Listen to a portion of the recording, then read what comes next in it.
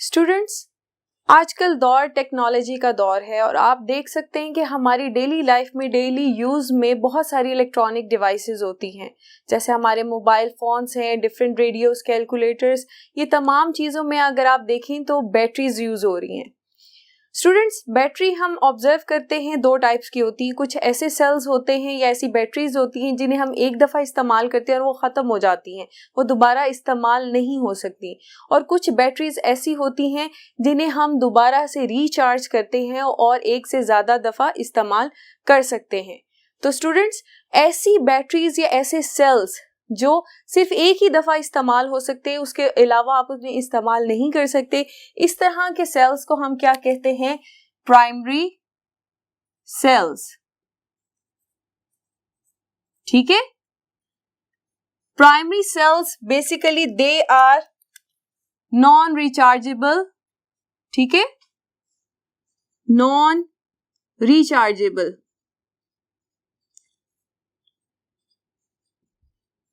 अगर आपको primary cells की एग्जांपल्स दूं तो आप देख सकते हैं स्टूडेंट्स, ड्राई सेल्स हैं, अल्कलाइन बैटरीज हैं, ये डिफरेंट इलेक्ट्रॉनिक डिवाइसेस में यूज होती हैं, टॉयज के अंदर, रेडियोस के अंदर। इसी तरह से स्टूडेंट्स सिल्वर ऑक्साइड बैटरीज भी हैं जो कि बहुत ज़्यादा एफिशिएंट मानी जाती हैं एनर्जी के लिहाज से। ठीक है, लेकिन थोड़ी सी कॉस्ट इफेक्टिव भी हैं। मर्करी सेल्स भी हैं।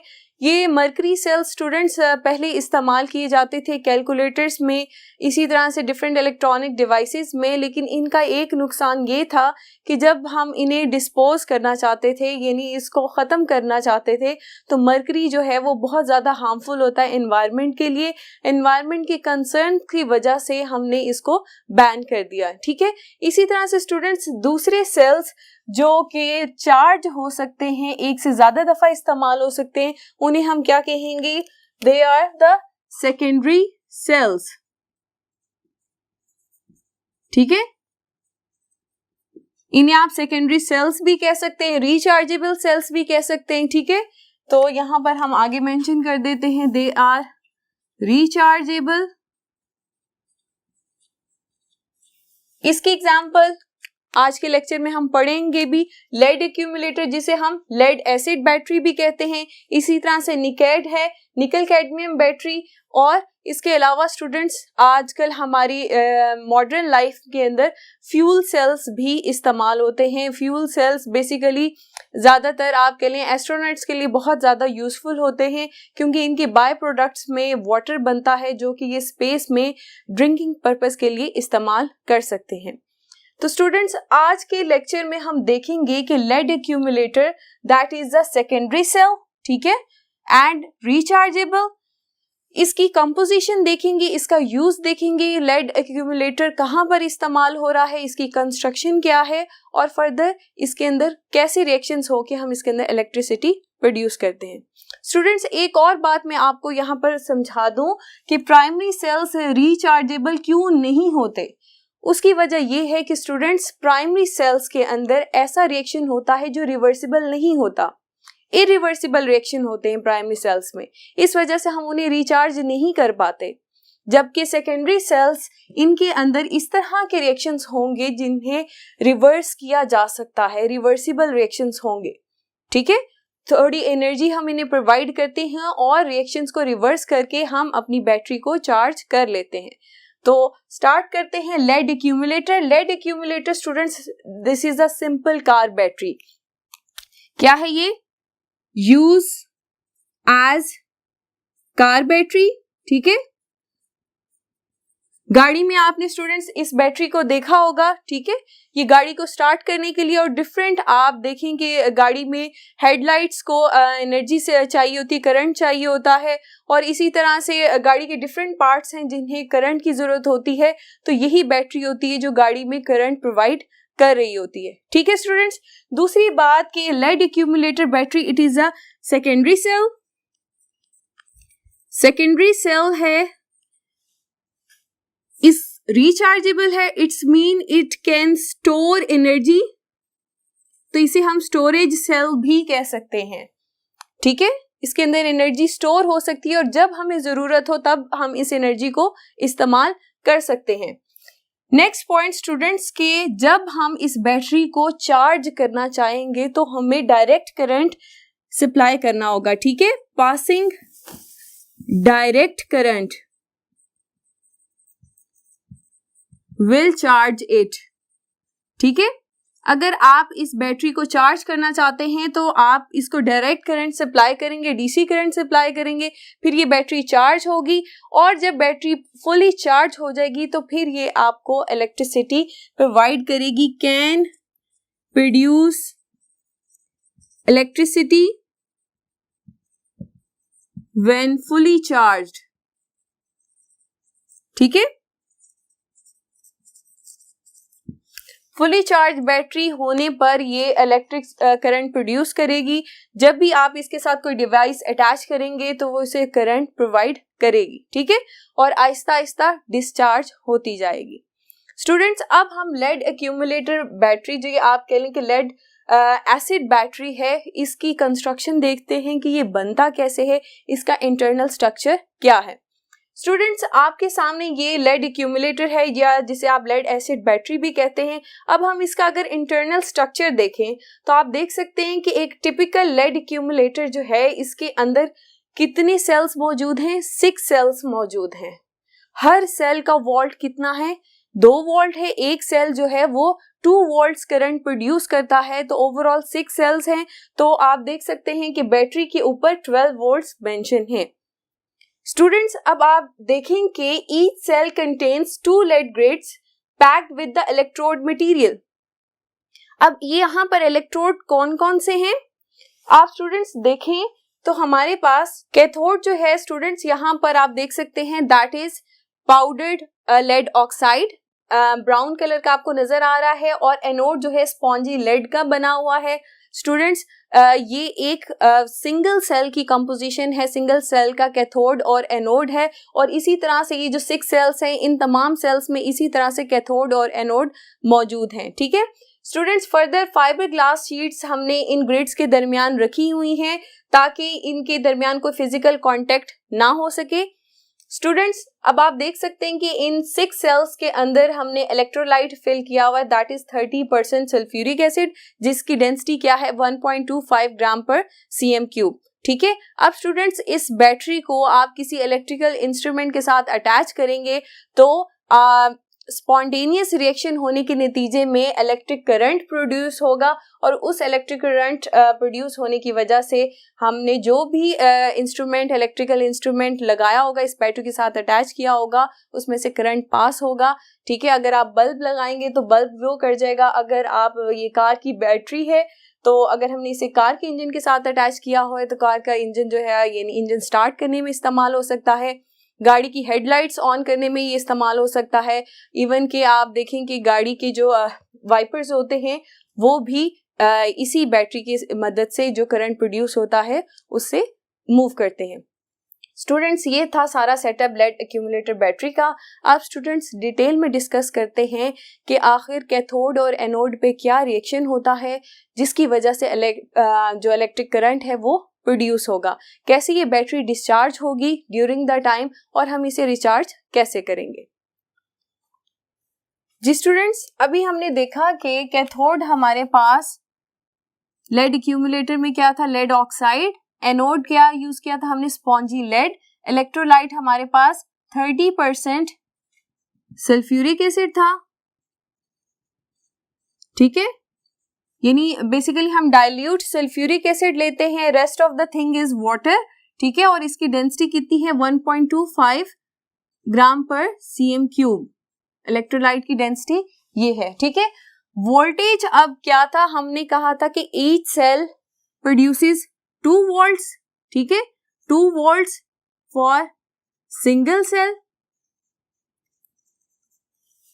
आपने देखा था कि 6 सेल्स जो हैं वो सीरीज में कनेक्ट थे, तो 6 सेल्स कितना वोल्टेज प्रोड्यूस करेंगे, 12 वोल्ट्स फॉर 6 सेल्स, ठीक है। 6 सेल्स के लिए बैटरी जो है 6 सेल से बैटरी कितना करंट प्रोड्यूस करेगी, दैट इज 12 वोल्ट्स। स्टूडेंट्स, अब हम देखना चाहते हैं कि ये सेल जो है कैसे वर्क करेगा। डिस्चार्ज किस तरह से होगा, जैसे जैसे ये इलेक्ट्रिसिटी प्रोड्यूस करता जाएगा तो इसकी डिस्चार्जिंग कैसी होगी, क्या केमिकल चेंजेस आएंगी। स्टूडेंट्स, हमने गैल्वेनिक सेल्स पढ़े थे जिसमें हमने कहा था कि स्पॉन्टेनियस रिएक्शंस होते हैं जिनकी नतीजे में इलेक्ट्रिक करंट प्रोड्यूस होता है। तो यहाँ पर ये बैटरी भी इसके अंदर क्या हो रहा है, स्पॉन्टेनियस रिएक्शन हो रहा है जिसकी वजह से क्या करंट प्रोड्यूस होगा। तो आप कह सकते हैं कि ये एक गैल्वेनिक सेल है। ठीक है, तो इस गैल्वेनिक सेल की डिस्चार्जिंग कैसे होगी। स्टूडेंट्स, हमने पढ़ा था कि गैल्वेनिक सेल में एनोड से इलेक्ट्रॉन्स निकलते हैं और कैथोड से एंटर होते हैं। सॉल्यूशन के अंदर कैथोड इलेक्ट्रोड से एंटर होंगे। तो एनोड पे क्या होगा students, anode is lead solid electrode जो है ये सॉल्यूशन में से सल्फेट आयंस के साथ रिएक्ट करेगा। लेड की क्या हो जाएगी, ऑक्सीडेशन, क्योंकि एनोड पे क्या होती है, ऑक्सीडेशन होती है। लेड कन्वर्ट हो जाएगा लेड आयंस में, ठीक है, और 2 इलेक्ट्रॉन्स रिलीज कर देगा। और ये जो सल्फेट आयंस हैं ये लेड सल्फेट के साथ मिलकर ये सल्फेट आयंस जो हैं लेड आयंस के साथ मिलकर क्या बना देंगे, सॉलिड लेड सल्फेट, ठीक है, जो कि डिपॉजिट होता जाएगा एनोड पे। ठीक है, आप इसी प्रोसीजर को यहाँ पर सेल में भी देख सकते हैं। ये सिंगल सेल हम कंसिडर कर रहे हैं लेड एक्यूमुलेटर का। आप देखेंगे एनोड पे लेड आयंस जो हैं वो उनकी ऑक्सीडेशन हो रही है और सल्फेट आयन सॉल्यूशन में से लेड आयन के साथ कंबाइन होके लेड सल्फेट बना रहे हैं जो कि फर्दर डिपॉजिट होता जा रहा है एनोड इलेक्ट्रोड पे। अब स्टूडेंट्स, हम देखेंगे कि कैथोड पे क्या रिएक्शन हो रहा है। कैथोड पे हम देखते हैं कि जब इलेक्ट्रॉन्स एंटर होते हैं कैथोड पे तो क्या होता है कि जो हाइड्रोजन आयंस होते हैं सॉल्यूशन के अंदर, क्योंकि सल्फ्यूरिक एसिड हमने लिया हुआ है, जो प्रोटॉन्स हैं वो इलेक्ट्रॉन्स रिसीव करते हैं और हाइड्रोजन एटम बन जाते हैं। ये हाइड्रोजन एटम जो है वो लेड ऑक्साइड के ऊपर अटैक करते हैं और क्या बनता है, PbO, ठीक है, लेड डाइऑक्साइड से लेड ऑक्साइड बन रहा है यहाँ पर। और स्टूडेंट्स, आप देखिए एक वाटर मॉलिक्यूल बना है, ये लेड ऑक्साइड जो है फर्दर सल्फेट आयंस के साथ रिएक्ट करेगा और क्या बना देगा, लेड सल्फेट बना देगा और फर्दर एक और वाटर मॉलिक्यूल बन जाएगा। स्टूडेंट्स, अब ये डिटेल रिएक्शन हम कंसिडर नहीं करेंगे, हमारी बुक में एक शॉर्ट सा रिएक्शन है, हम वो लिखेंगे। कैथोड पे क्या होगा, lead oxide plus 4 protons sulphate ions solution में से, और ये इलेक्ट्रॉन्स जो रिसीव हुए हैं ये क्या होगा, यहाँ पर रिडक्शन होगी और लेड सल्फेट बनेगा जो कि डिपॉजिट हो जाएगा कैथोड पे और इसी तरह से 2 वाटर मॉलिक्यूल्स बन जाएंगे। ठीक है, अब ओवरऑल रिएक्शन क्या होगा, ओवरऑल रिएक्शन मैं यहाँ पर लिखती हूँ, लेड सॉलिड जो कि एनोड है, lead oxide that is our cathode, और इसी तरह से 4 प्रोटॉन्स प्लस 2 सल्फेट आयंस हमें क्या प्रोडक्ट देंगे, lead sulphate and 2 water molecules. ठीक है स्टूडेंट्स, ये हमारा ओवरऑल रिएक्शन होगा जब हमारा सेल जो है वो डिस्चार्ज होता जाएगा। यानी जैसे जैसे इलेक्ट्रिक करंट प्रोड्यूस होता जाएगा तो दोनों इलेक्ट्रोड्स पे आप देख सकते हैं कि लेड सल्फेट की जो लेयर है वो डिपॉजिट होती जाएगी। एक टाइम आएगा कि जो इलेक्ट्रोड्स हैं हमारे वो पूरे के पूरे लेड सल्फेट की लेयर से कवर हो जाएंगे और यहाँ पर रिएक्शन जो मजीद नहीं प्रोसीड होगा और अब हम कह सकते हैं कि हमारी बैटरी जो है वो डिस्चार्ज हो गई है। ठीक है, अब फर्दर इस बैटरी से कोई करंट प्रोड्यूस नहीं होगा। अब स्टूडेंट्स, इस बैटरी को चार्ज कैसे किया जाए? चार्ज करने के लिए हमें रिएक्शन को रिवर्स करना होगा।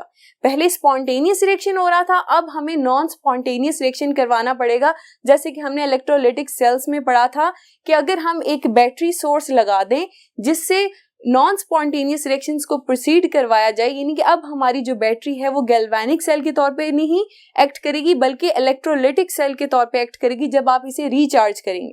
ठीक है, रिचार्जिंग कैसे होगी कि हम करंट सप्लाई करेंगे और उससे रिएक्शन को रिवर्स करवाएंगे।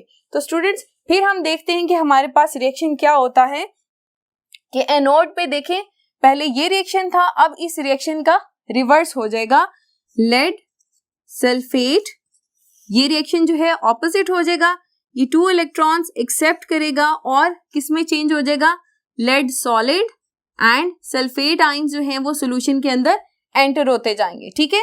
और कैथोड जो है, कैथोड पे भी ये रिएक्शन रिवर्स हो जाएगा कि लेड सल्फेट, यहां पर 2 वाटर मॉलिक्यूल्स लेड ऑक्साइड, ठीक है, plus 4 protons plus sulphate ions, और यहां पर 2 इलेक्ट्रॉन्स रिलीज होंगे, ठीक है।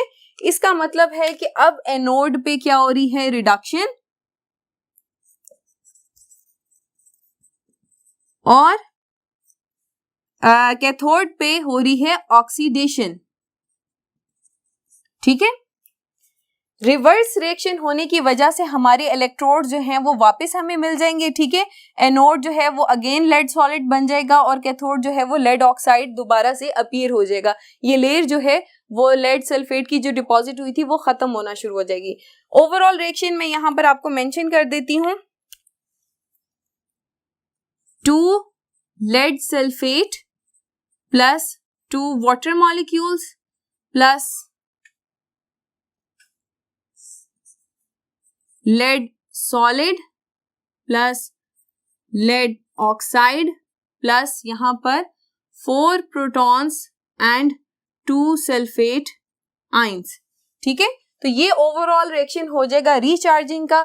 स्टूडेंट्स, जब आपकी बैटरी डिस्चार्ज हो जाती है तो तब उसकी डेंसिटी चेंज हो जाती है, ठीक है। चार्ज बैटरी की डेंसिटी क्या थी, 1.25, तो यहां पर डिस्चार्ज की बैटरी क्या होगी, 1.15 ग्राम पर सीएम क्यूब होती है, ठीक है। जब आप इसे रिचार्ज कर लेते हैं, रिचार्ज करने से बैटरी की डेंसिटी अगेन 1.25 ग्राम पर सीएम क्यूब हो जाती है, ठीक है। इसी तरह से स्टूडेंट्स, जब बैटरी डिस्चार्ज होती है तो तब उसके वोल्ट्स भी 12 वोल्ट्स नहीं रहते, और जब आप उसे रिचार्ज कर लेते हैं तो 12 वोल्ट्स जो हैं वो दोबारा से उसके मेंटेन हो जाते हैं, और अब आप इस रिचार्ज सेल को दोबारा से इस्तेमाल कर सकते हैं, ठीक है। स्टूडेंट्स, होता ये है कि अभी तो हमारी बुक में ये लिखा हुआ है ना कि चार्जिंग और डिस्चार्जिंग और रिचार्जिंग जो है हम एक सेल की करवाते जाते हैं, लेकिन क्या होता है कि जो हमारा इलेक्ट्रोलाइट है, सल्फ्यूरिक एसिड है, ये बार बार बैटरी डिस्चार्ज होने से और रिचार्ज होने से क्या हो जाता है, डिकम्पोज हो जाता है, तो हमें इसको चेंज करना पड़ता है। और दूसरा ड्रॉबैक ये भी है लेड एक्यूमुलेटर का कि with the passage of time, या आप कह लें कि ये जो बैटरी होती है ये इसको ज्यादा टाइम जो होता है डिस्चार्ज स्टेट में गुजारना होता है, तो डिस्चार्ज स्टेट में ज्यादा देर रहने की वजह से क्या होता है, ज्यादा लेड सल्फेट जो है इलेक्ट्रोड्स पर जमता जाता है, डिपॉजिट होता जाता है। अब उसको रिमूव करना मुश्किल हो जाता है। जब रिमूव करना मुश्किल होगा तो उसकी जो आप कहते हैं एफिशिएंसी, उसके ऊपर इफेक्ट होगा, ठीक है। एक टाइम ऐसा भी आ सकता है कि दोनों इलेक्ट्रोड्स पे, एनोड और कैथोड पे, लेड सल्फेट इतना ज्यादा डिपॉजिट हो जाए कि उसको रिमूव करवाना पॉसिबल ही ना रहे, तो फिर हम कहते हैं कि अब हमारी जो बैटरी है वो डैमेज हो चुकी है, अब इसका इस्तेमाल नहीं हो सकता। आइए स्टूडेंट्स, फर्दर इस टॉपिक से रिलेटेड एक्सरसाइज के कुछ क्वेश्चंस उनको डिस्कस करते हैं। जी students, question number 14 part D exercise का है, lead accumulator its desired and undesired features, यानी वो फीचर्स जिसकी वजह से हम इस बैटरी को सिलेक्ट करेंगे, यानी इसके बेस्ट फीचर्स, और ऐसे कौन से फीचर्स हैं जिसकी वजह से, या इसके ड्रॉबैक्स कौन से हैं, ठीक है, वो दो डिस्कस करने हैं। तो सबसे पहला फीचर हमारे पास लेड एक्यूमुलेटर का क्या है, that it is a rechargeable battery, ठीक है, इट स्टोर्स एनर्जी, ठीक है, स्टोरेज बैटरी है, और आपको एक दफा ये बैटरी चार्ज हो जाए तो फिर आपको जब भी इलेक्ट्रिक करंट की जरूरत होगी तो ये आपको सप्लाई करेगी, ठीक है। नेक्स्ट इसका फीचर है कि इसका वोल्ट तो कम होते हैं, लेकिन इन वोल्ट से जो ये करंट प्रोड्यूस करती है वो अमाउंट ज्यादा होती है, 10 एम्पेयर करंट प्रोड्यूस करेगी, ठीक है। Low voltage that is 12 volts provides current 10 ampere. 10 ampere का करंट, ये अच्छी खासी अमाउंट है करंट की। आप देखिए कार के इंजन के लिए अगर इस बैटरी को हम इस्तेमाल करते हैं तो कार का इंजन काफी ज्यादा बड़ा होता है, ठीक है, तो ये उसको करंट सप्लाई करती है ताकि इंजन को हम स्टार्ट कर सकें। तो लो वोल्टेज पे हमें ज्यादा करंट मिल रहा है, ये इसका एक सपोर्टिंग फीचर है। अनडिजायरेबल फीचर्स या इसके ड्रॉबैक्स क्या हैं? पहला ड्रॉबैक ये है स्टूडेंट्स इसका कि हमने अभी तो पढ़ा था कि हम इस बैटरी को चार्ज कर सकते हैं और ऑन डिस्चार्जिंग, ठीक है, ये कंप्लीटली रिचार्ज हो जाती है। लेकिन स्टूडेंट्स बार बार चार्जिंग और डिस्चार्जिंग से क्या होता है कि इसके अंदर जो इलेक्ट्रोलाइट है वो डीकम्पोज हो जाता है और उसको आपको चेंज करना पड़ता है, ठीक है, तो इससे बैटरी की लाइफ जो है वो इफेक्ट करती है। Sulphuric acid decomposes and has to be replaced. Next point है स्टूडेंट्स के ज्यादा चार्ज और डिस्चार्ज होने की वजह से एक टाइम आता है कि जो प्लेट्स का जो है स्ट्रक्चर है वो खराब हो जाता है। आप देख सकते हैं कि ये वो प्लेट्स हैं कि जब लेड सल्फेट जो है वो बहुत ज्यादा इसके ऊपर डिपॉजिट हुआ है और दूसरा इनका स्ट्रक्चर भी खराब हो चुका हुआ है, तो इसकी वजह से आप कह सकते हैं कि efficiency of lead accumulator decreases, ठीक है, due to change in structure of plates efficiency decreases, ठीक है। और लास्ट पॉइंट इसका कि स्टूडेंट्स अब आप देखें कि हम कहते हैं कि ये जो प्रॉपरली चार्ज और डिस्चार्ज हो जाती है, ठीक है, लेकिन क्योंकि इस बैटरी को ज्यादातर टाइम जो है डिस्चार्ज स्टेट में गुजारना होता है तो क्या होता है ज्यादा से ज्यादा लेड सल्फेट जो है इलेक्ट्रोड्स पे डिपॉजिट हो जाता है और इतना डिपॉजिट हो जाता है कि आप कई दफा ऐसे होता है कि इसको रिमूव करवाना इम्पॉसिबल हो जाता है और बैटरी डैमेज हो जाती है, ठीक है। तो excess deposit of lead sulphate damage the battery, यानी फिर ये किसी इस्तेमाल की नहीं रहती, ठीक है स्टूडेंट्स। अब नेक्स्ट हमारा क्वेश्चन है, पोरस प्लेट और salt bridge is not required in lead storage cell. हमने कहा था कि ये लेड स्टोरेज सेल जो है गैल्वेनिक सेल के तौर पर इस्तेमाल होता है और गैल्वेनिक सेल में हमने देखा था कि सॉल्ट ब्रिज लाजमी इस्तेमाल होता है, तो इसमें क्यों सॉल्ट ब्रिज की जरूरत नहीं है? उसकी वजह यह है कि स्टूडेंट्स के हमने जो इलेक्ट्रोलाइट यूज किया है वो दोनों इलेक्ट्रोड्स के लिए है, यानी इलेक्ट्रोलाइट जो है वो दोनों का सेम है, ठीक है, same electrolyte for both electrodes. दूसरी बात स्टूडेंट्स कि जो प्रोडक्ट बनती है हमारे पास एनोड और कैथोड पे वो सॉलिड फॉर्म में और वो उन्हीं के इलेक्ट्रोड्स पे डिपॉजिट हो जाती है, इसलिए मिक्सिंग का चांस भी नहीं रहता, ठीक है। Product formed is in solid state and do not mix in solution, ठीक है। तो इस वजह से गैल्वेनिक सेल में बेसिकली सॉल्ट ब्रिज का मकसद ही ये होता है कि हम जो प्रोडक्ट्स बन रही हैं उनको मिक्स ना होने दें या इलेक्ट्रोलाइट डिफरेंट होने की वजह से हम सॉल्ट ब्रिज इस्तेमाल करते होते हैं, ठीक है। लेकिन यहाँ केस ही सेम इलेक्ट्रोलाइट यूज हो रहा है, इस वजह से भी सॉल्ट ब्रिज की जरूरत नहीं है। और दूसरी बात हमने कहा कि प्रोडक्ट जो है वो सॉलिड स्टेट में बन रही है और अपने इलेक्ट्रोड्स पे डिपॉजिट होती है, इस वजह से मिक्सिंग का चांस भी नहीं होगा। लास्ट है हमारे पास lead accumulator is a chargeable battery. तो स्टूडेंट्स अभी हमने इसका आंसर कुछ यहाँ पर इस तरह से दिया है कि लेड एक्यूमुलेटर में रिएक्शन जो होता है वो रिवर्सिबल होता है। आप देख लें कि एक दफा ये रिएक्शन प्रोसीड किया तो हमने उसको इलेक्ट्रोलाइटिक सेल बना के उसको रिचार्ज कर दिया, ठीक है। तो ये आप सारा इस क्वेश्चन के अंदर रिएक्शन के साथ मेंशन कर सकते हैं। यहाँ पर स्टूडेंट्स हम अपना लेक्चर खत्म करते हैं। अपना बहुत सा ख्याल रखिए। अल्लाह हाफिज।